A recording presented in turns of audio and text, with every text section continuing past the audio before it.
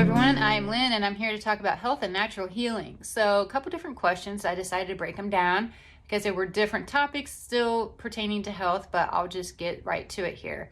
It says, I'd like to see some blogs on health and well-being. For example, are vitamin supplements beneficial to your health or just a waste of money? Do they create expensive urine? Thank you. And when I look at vitamins, honestly, the best way to get the nutrition that you need is through the food that you eat. Our bodies are designed to absorb what we need through the natural digestive process.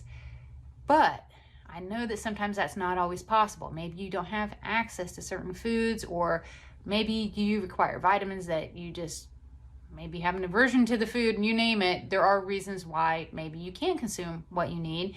So then supplements look to be the next option. You do have to look at supplements though. You do have to analyze this stuff. It's important to look for a coating and absorption factor. I get that if you're going to take a supplement, fluid's more easily absorbed in comparison to tablets. You have to look at how the tablets are coated and what they coat them with. Some cheaper vitamins and things of that nature, different supplements, they're going to digest before they're absorbed, and hence they're excreted. So you need to have something that you know is going to break down in your system so your body has an opportunity to absorb it while it's in the digestive tract. Otherwise, you are just going to excrete everything that you're taking in. And I get that it's worse with tablets versus the liquid. So that's really important when you're looking at how you're obtaining your nutrition in the form of a supplement factor here.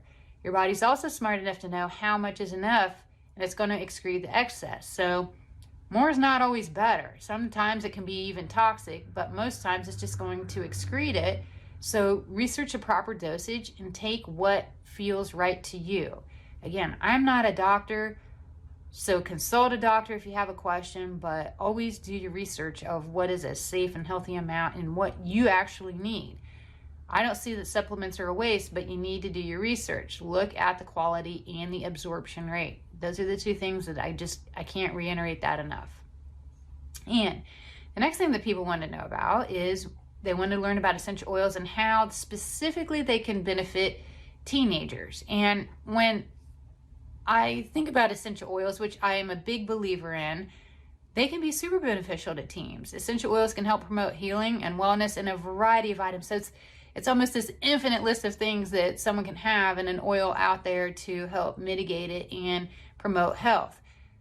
I wanted to look at a couple specific things that I thought were noteworthy that came through, but I'll just get right to that. It's I put on here that I get one of the best ways is aromatically, through aromatherapy. That is a hugely impactful, beneficial way to use oils to promote health. The olfactory part of the brain, it can create both positive and negative triggers, and as teens go through a variety of emotions, which we know that they do, and they go through all these hormonal changes and things like that, puberty, you name it, they need help staying grounded sometimes. And since like arborvitae and cypress, they can be helpful. Those two really stood out to me. Teens sometimes become anxious and emotional. Lavender, it can promote relaxation. Diffusing at bedtime or smelling it during a stressful situation can calm the mind.